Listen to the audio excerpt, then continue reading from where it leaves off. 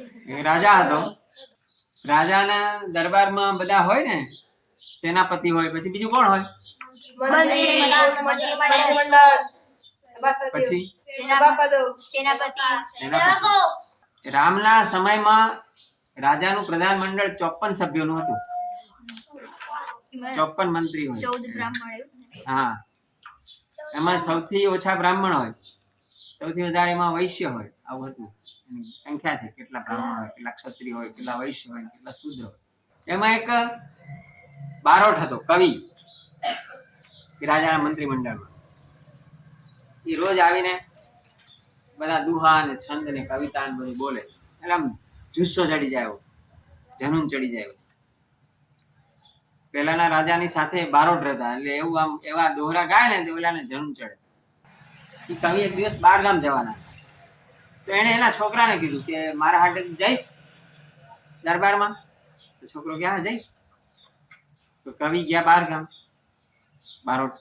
એના હાટે એનો છોકરો આવ્યો અને નવો જોયો એટલે રાજાએ પૂછ્યું કે ભાઈ કોણ છે? તે બીજા ઓળખાણ કરે કે આપણા જે રાજ કવિ છે એમનો આ છોકરો છે. કે ઈ કેમ આવ્યો છે? કે 12 ગયા છે એના બાપ. કે આવીને શું કરશે અહીંયા? તમે શું કરશો? હું કવિતા કરીશ. કવિતા એટલે સમજો, ઓલી ની લાલ કાળુડી કૂતરીને આવ્યા ગલુડિયા, ચાર કાળિયા ને ચાર ભૂરિયા જીરે, આવી કવિતા આવે. હવે તો એવી નથી આવી. હવે જે કવિતા આવે છે ને તો તમે ગાઈ પણ ના શકો એવી કવિતા આવે. એવું આવે છે ને, નોનસેન્સ બિલકુલ.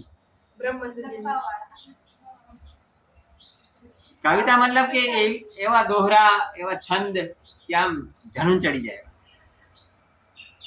તો કે તું, એટલે કવિતા શબ્દનો અર્થ ખબર પડી ગઈ ને તમને? હા, તો તું શું કરીશ? તો હું કવિતા કરીશ. તો પણ તને આવડશે? ના, કેમ આવડે? ગા.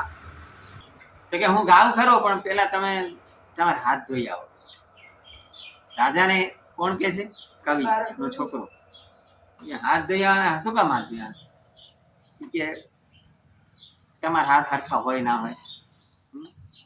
તમે આમ કરીને આમ મૂછ ઉપર આમ હાથ, હું કવિતા ગાઉં પછી તમે આમ મૂછ ઉપર હાથ મૂકો, એટલે ખર હાથ ના હોય તમે મૂછ ઉપર મૂકો એટલે કેવું લાગે? સારું ના લાગે. રાજા કેવું? તને ખબર હે કે તું કવિતા કરીશ એટલે મારો હાથ આમ મૂછ ઉપર જતો જ રહેશે? તો કવિ કે હા હા, હું આમ કવિતા ગાઉં એટલે ભલ ભલાને જનૂન ચડી જાય. તમને જનૂન ચડી જશે, તમારો હાથ આમ જશે.